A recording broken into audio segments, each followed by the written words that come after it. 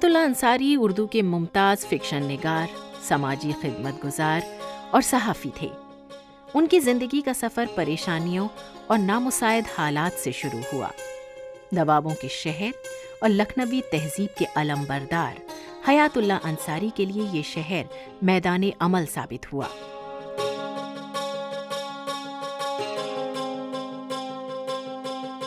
वक्त गुजरता गया और वो अपने हुसूल मकसद में कामयाब होते गए।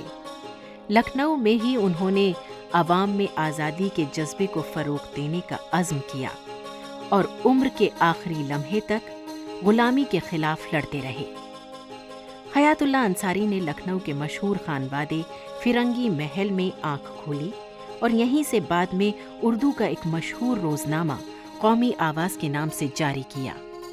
उन्होंने अपनी इब्तिदाई तालीम यहाँ की मशहूर दर्सगाह मदरसा हयातुल उलूम निज़ामिया से हासिल की और इसी इदारे से उन्हें आलमियत की सनद भी मिली।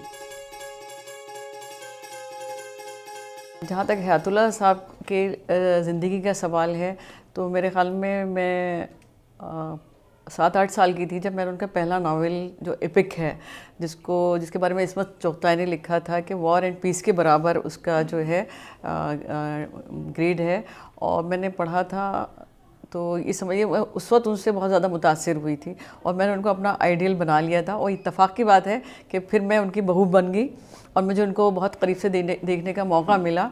अदबी तौर से तो उनके साथ बहुत नाइंसाफ़ी हुई है। मैं आपको अगर देखिए अभी मुझे मिल जाती है, उनकी ऑटोबायोग्राफी अभी छपी नहीं है, उन्होंने जो लिखी है उनके हाथ से लिखी हुई है, उसमें उन्होंने लिखा है कि अदबी तौर पे उनको हमेशा मतलब चूँकि लॉबिंग थी और वो किसी लॉबी में नहीं थे और इसलिए उनका बहुत ज़्यादा नुकसान किया गया। क्योंकि अभी एक रिसर्च दिल्ली में हो रही है, डॉक्टर सादिक साहब शायद कर रहे हैं, तो उन्होंने कहा कि हयातुल्लाह साहब प्रेमचंद से पहले आ गए थे और उनका जो आखिरी कोशिश है वो प्रेमचंद से पहले उन्होंने लिखा था, लेकिन चूँकि लॉबिंग थी वो छप नहीं पाया तो वो छपा देर में। प्रेमचंद पहले वो आ गए, इंट्रोड्यूस हो गए, वरना वो प्रेमचंद से पहले उस जगह पे आ सकते थे।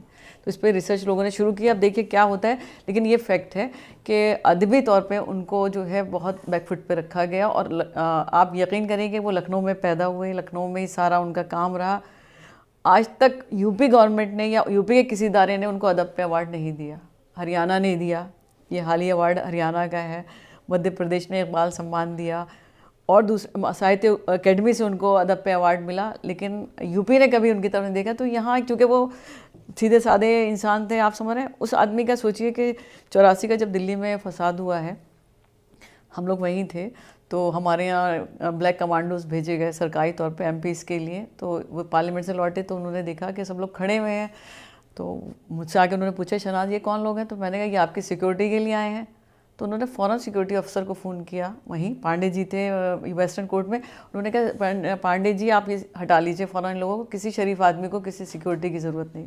मोहतरम हयातुल्लाह अंसारी साहब मेरे बड़े भाई जनाब महमूद ज़की साहब के अहबाब में से थे, बुज़ुर्ग अहबाब में से, और घर में अक्सर उनका ज़िक्र होता रहता था।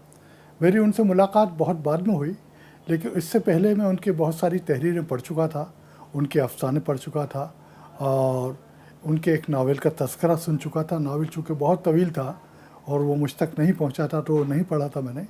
लेकिन एक और उनकी किताब थी जो उन्होंने अपने तालीम घर से शाया की थी, उसका नाम था 10 दिन में उर्दू। तो मैं समझता हूँ कि एक बहुत बड़ा उनका कारनामा है। हयातुल्लाह अंसारी साहब ने अपनी ज़िंदगी में एक फ़िल्म भी लिखी थी, फिल्म का नाम था नीचा नगर, और इस फिल्म की कुछ और खसूसियात थी। ये न सिर्फ हयातुल्लाह अंसारी साहब की पहली फिल्म थी, बल्कि उसके डायरेक्टर चेतन आनंद की भी बनाई हुई पहली फिल्म थी, और ये रविशंकर की पहली फिल्म थी। पंडित रविशंकर ने उसमें म्यूज़िक दिया था। ये ज़ोहरा सहगल की पहली फिल्म थी, क्योंकि वो पहली इसमें डांस डायरेक्टर के रूप में जलवागर हुई थी। इसी तरह कामनी कौशल की पहली फिल्म थी, वो पहली बार उसी फिल्म के ज़रिए से इसमें पर्दा सीमे पर आई थी। बहरहाल बड़ी यादगार फिल्म थी। लहू के फूल उनका सबसे तवील नावल है, उर्दू का सबसे तवील नावल है, 5 जिल्दों में है ये।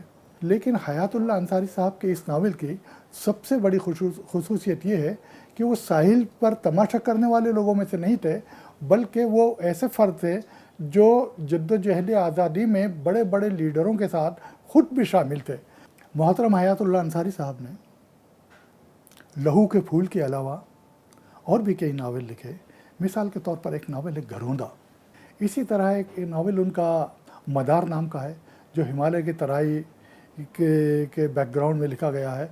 तो वहाँ की भी उन्होंने बारहा सैर की, वहाँ के बहुत सारी चीज़ों को देखा और इसके बाद पेश किया। और ये नावल उनके सारे शाया हो चुके हैं। इसके अलावा एक नावलेट उनका और है, और उस नावलेट का नाम था आखिरी सांस तक।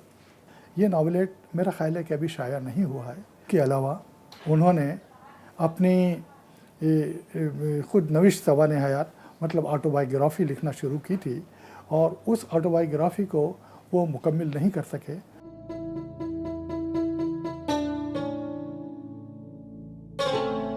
हयातुल्लाह अंसारी जैसी शख्सियतें रोज रोज पैदा नहीं होती। उन्होंने एक सहाफ़ी की हैसियत से उत्तर प्रदेश की सियासत में मुसलमानों को मौसर ताकत बनाने और उर्दू ज़बान को उसका जायज़ हक़ दिलाने के लिए आवाज़ उठाई। उन्होंने बहुतों को खुतूत लिखे और उर्दू की दस्तखतों पर मबनी एक महज़रनामा भी तैयार किया, जिसे 1952 में सदर जमहूरिया हिंद डॉक्टर राजेंद्र प्रसाद की खिदमत में पेश किया। उनके इन ख़तों की अहमियत से आज भी इनकार मुमकिन नहीं। उनके बाज़ अदबी खुतूत भी ऐसे हैं जिनकी हैसियत मुसल्लम रही है।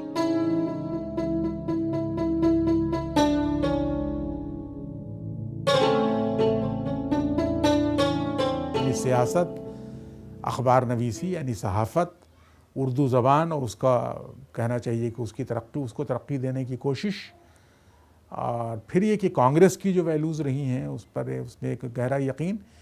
लेकिन वो बहुत आला दर्जे के फ़िक्शन लिखने वाले। उनका नावल तो देखिए मुझे नहीं पसंद है ज़्यादा, लहू के फूल वो बहुत ज़ख़ीम नावल है उर्दू का और अपनी ज़ख़ामत की वजह से याद किया जाता है।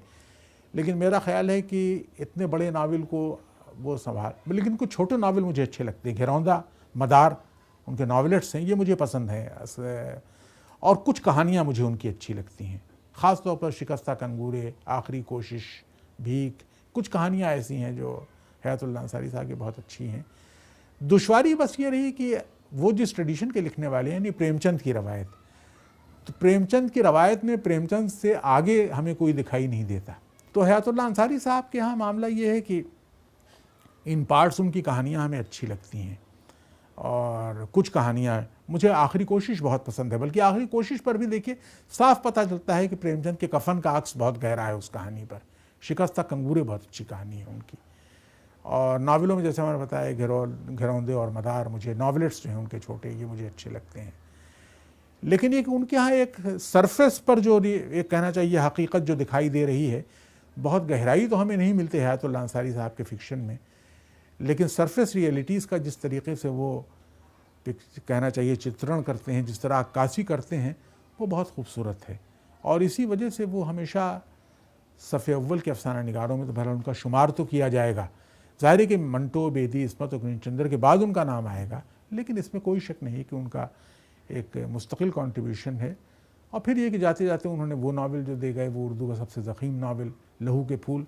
लहू के फूल की ज़ख़ामत के बावजूद कुछ तारीख़ वहाँ पर फ़िक्शन बन नहीं सकी है उस तरीक़े से, ये है। लेकिन ये कि इसमें कोई शक नहीं कि वो बहुत बाकमाल आदमी थे और ज़िंदगी भर बहुत एक्टिव रहे। और बहरहाल एक कुछ वैल्यूज़, एक वैल्यू सिस्टम में यकीन रखते थे, थोड़े चिड़चिड़े भी थे, इसका इजहार भी उनकी बातचीत से भी होता था, उनके फ़िक्शन में भी कहीं कहीं गुस्से का इजहार होता है वो। लेकिन ये कि इसमें कोई शक नहीं कि बहुत बाकमाल लिखने वालों की जो पूरी सफ़ हमारे यहाँ जो पैदा हुई, उसमें हयातुल्लाह अंसारी साहब भी। पहचान क्या होगी मेरी, थमकर नहीं सोचा कभी, मेरे हज़ारों रूप हैं, सहरा कभी दरिया कभी। बरसा तो एक मोती बना जो सीपियों में कैद है, रोके से रुक सकता नहीं, बहता हुआ झरना कभी।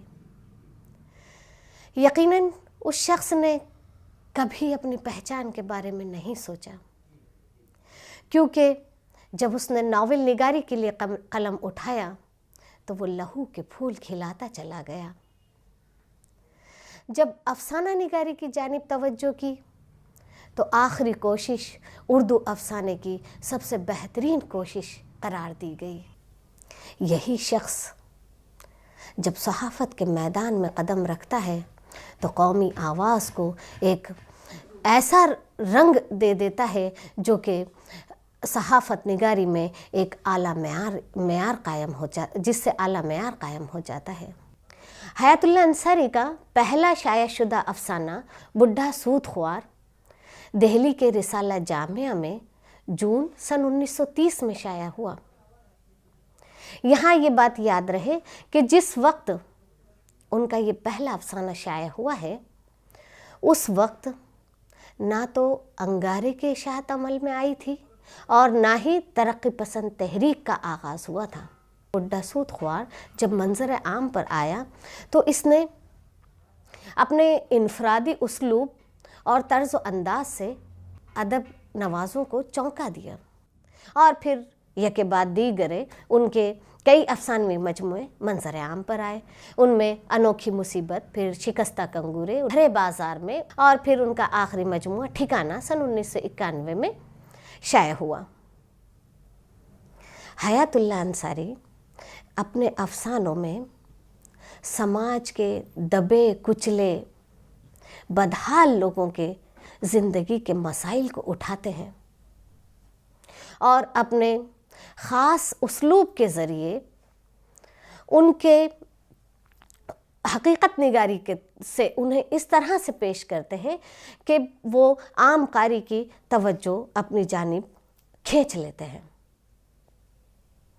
हयातुल्लाह अंसारी की ज़ुबान, उसलूब और फ़न्नी तकनीक के लिहाज से भी उनके अफसाने काफ़ी अहमियत के हामिल हैं। हयातुल्लाह अंसारी एक रोशन ख्याल शख्स थे। वो एक हर दिल अजीज़ रहनुमा भी थे। हिंदुस्तानी समाज में उनकी एक अपनी अलग शिनाख्त थी। बहुत से रहनुमाओं से उनकी ज़ाती रस्म राह थी। उन्होंने मुख्तलिफ सियासी रहनुमाओं के साथ मिलकर काम किया और मुल्क की तरक्की के लिए वो हमेशा संजीदा रहे। अदबी शख्सियतों के दरमियान भी वो हमेशा मकबूल रहे। वो बाबाए कौम महात्मा गांधी की शख्सियत बिलखुसूस उनके अदम तशद्दुद के फ़लसफ़े से बेहद मुतासिर हुए। इसी बिना पर उन्होंने 1942 में गांधी जी की क़यादत वाली हिंदुस्तान छोड़ो तहरीक में सरगर्म हिस्सा लिया। जवाहरलाल नेहरू से भी उनका गहरा लगाव रहा। नेहरू भी उन्हें बहुत पसंद फरमाते थे। इसीलिए नेहरू ने जब मुसलमानों में तालीमी बेदारी पैदा करने के लिए उर्दू का रोज़नामा कौमी आवाज़ निकालने का फैसला किया तो हयातुल्लाह अंसारी को उसका मुदीर बनाया। कौमी आवाज़ जैसा मयारी अखबार निकालकर हयातुल्लाह अंसारी ने ये साबित कर दिया कि उर्दू सहाफ़त भी अंग्रेज़ी सहाफ़त के मयार से किसी भी तरह कम नहीं। उर्दू सहाफ़त में उनका सबसे बड़ा कारनामा कौमी आवाज़ को जारी रखने का था।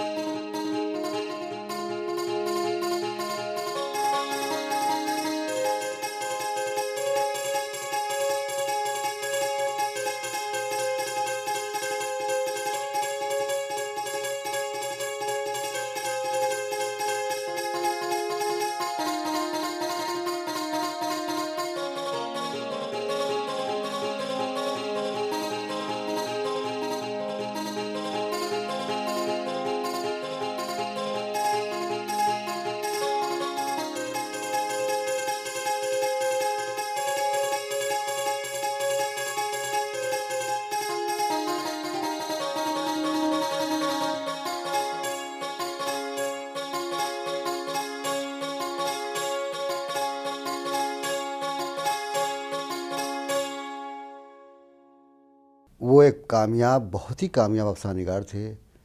एक बहुत ही दिलचस्प और पूरा मालूमात और बहुत ही अहमियत की नावल के खालिक थे।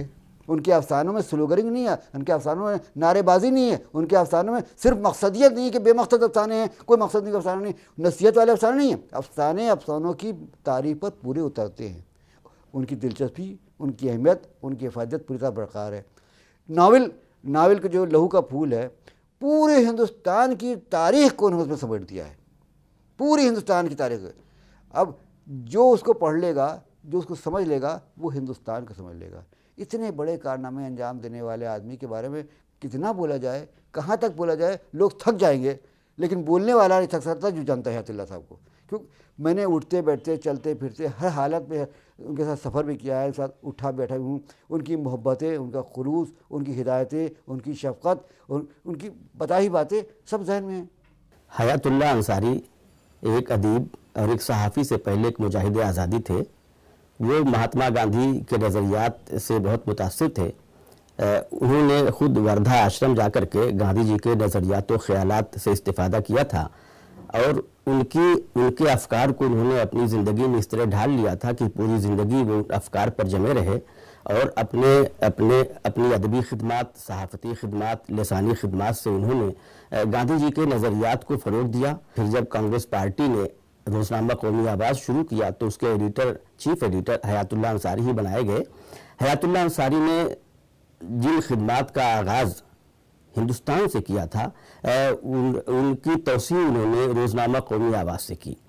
कौमी आवाज़ से उन्होंने हिंदुस्तानी अवाम के मसाइल को उजागर किया, उनको हल करने की कोशिशें की। वो एक नहायत हक़ गो और बेबाक सहाफ़ी भी थे। वो यहाँ तक कि अगर कभी पहले वज़ीर आज़म पंडित जवाहरलाल नेहरू के किसी फ़ैसले या उनकी किसी पॉलिसी से उनको इख्तलाफ होता था तो उस पर भी खुलकर इज़हार राय करते थे और उस पर नुक्ताचीनी करते थे। उन्होंने कभी भी किसी से डरना नहीं सीखा। वो एक उसूल पसंद सहाफ़ी थे और कलमकार थे।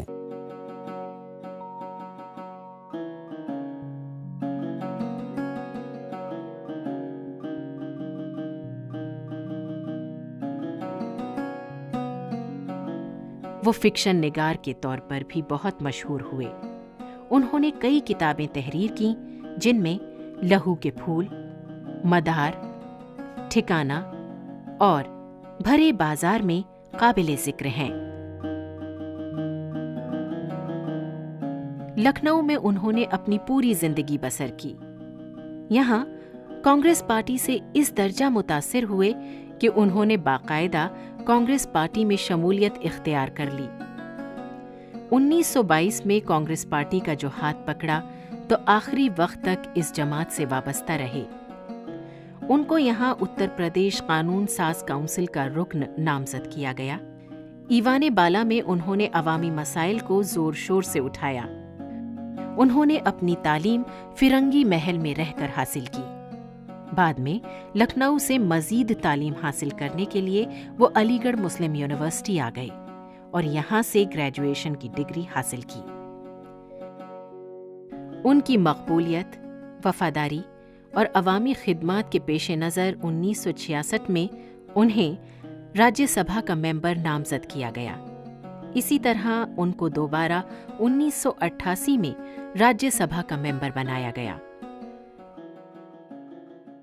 उनकी शख्सियत का एक पहलू उनकी सहाफ़त है, यानी उर्दू में कौमी आवाज़ का इजरा और जो उनकी सहाफ़ती ज़िंदगी थी उसमें उसकी इतनी बड़ी अहमियत है। मैं ये समझता हूँ कि एक मेयारी सहाफ़त जिसको जर्नलिज़्म आज की ज़बान में कहा जाए, तो वो जर्नलिज़्म मुझे हयातुल्लाह अंसारी ने दिया।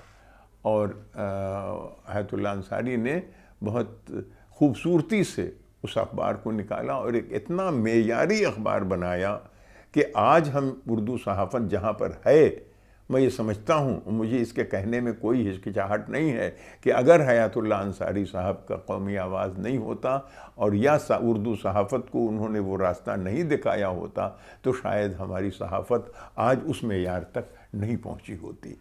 ये हयातुल्लाह अंसारी का एक बहुत बड़ा कंट्रीब्यूशन है। अफसाना निगार तो बेपनाह थे और वो हिंदुस्तान के उन 2-3 अफसाना निगारों पर हैं, कहानीकारों में हैं, जिन पर किसी दूसरे दुनिया के किसी दूसरे शॉर्ट स्टोरी राइटर का असर नहीं। इंडिपेंडेंट, बिल्कुल कोई असर नहीं है। वो कम्युनिस्ट दुश्मनी की उनको खासी कीमत चुकाना पड़ी। उस ज़माने में कम्युनिस्ट ही डोमिनेट करते थे, प्रोग्रेसिव डोमिनेट करते थे और उनको एंटी कम्युनिस्ट समझ लिया गया। जबकि पहली मार्क्सिस्ट कहानी 1.5 सेर गेहूँ हयातुल्लाह साहब ने लिखी थी, जो 1934 में ग़ालिबन जामिया में, मकतब जामिया का, ये जामिया मिल्लिया का मैगज़ीन था जामिया, उसमें छपी थी। वो पहली उर्दू की मार्क्सिस्ट कहानी है। प्रेमचंद की कहानी से हुई पहले। और जामिया की बैकग्राउंड ये थी कि प्रेमचंद ने कफ़ारा जो उनकी कहानी है वो वहाँ बैठ के जामिया में बैठ के लिखी थी। और हयातुल्लाह साहब एक अजीम आदमी थे, अजीम शख्स थे। और PWA आखिर में जो PWA की कॉन्फ्रेंस आज़मगढ़ में हुई उसमें वो मौजूद थे। उसके बाद दिल्ली में जो कॉन्स्टिट्यूशन क्लब में जो हुई जिसमें मैं ही मौजूद था, उसमें भी हयातुल्लाह साहब थे। और बस एक उतने ऑर्थोडॉक्स और नहीं थे जितने उस ज़माने में हम चाहते थे कि वो हों। हयातुल्लाह अंसारी कोई छोटी मोटी शख्सियत का नाम नहीं है। हिंदुस्तान में मुसलमानों की नुमाइंदगी करने वाले बहुत से रहनुमा गुजरे हैं। मुजाहिद आज़ादी भी रहे हैं, शायर और अदीब भी रहे हैं। लेकिन हयातुल्लाह अंसारी ने जो मुल्क व कौम की तामीर और तरक्की के लिए काम किया, वो बिल्कुल उसकी हैसियत मुनफरिद है, यगाना है। हयातुल्लाह अंसारी ने जो अखबारात जारी किए, नेहरू के साथ मिलकर काम किया और तालीमी सतह पर जो मुसलमान पिछड़े हुए थे, मुसलमानों में जो तालीम की कमी थी, औरतों में तालीम नहीं थी। सर सैयद इसकी तहरीक चला चुके थे और सर सैयद अंग्रेज़ों से मिलकर काम कर रहे थे और तालीम को फ़रोग़ देने की बात कर रहे थे। हयातुल्लाह अंसारी का काम ये है था और उनकी खिदमत ये रही कि उन्होंने तालीम के फ़रोग़ पर इसरार किया और अंग्रेज़ों से मुखालफत भी की और बड़ी हद तक उसमें उनको कामयाबी मिली। वो किसी से डरते नहीं थे। जो आजकल जो हमारा माहौल है हिंदुस्तान में, मसलहत पसंदी आ गई है, सियासत में जो परागंदी आ गई है, हयातुल्लाह अंसारी जैसे रहनुमाओं की आज सख्त ज़रूरत है। उन्होंने उर्दू का अखबार निकाला, रस्मुल ख़त की बात होती है, उर्दू की बात होती है, लोग जो है कुर्बानियाँ देने की बात करते हैं, लेकिन हयातुल्लाह अंसारी ने खूने जिगर से अपने कलम को सींचा और हर मोड़ पर अपनी कौम का ख्याल भी रखा और हिंदुस्तान का ख्याल भी रखा और इत्तेहाद की और गंगा जमनी तहजीब की जो अलामत बन के वो सामने आए। इतनी बड़ी शख्सियत को हमने भुला दिया, ये अफसोसनाक पहलू है।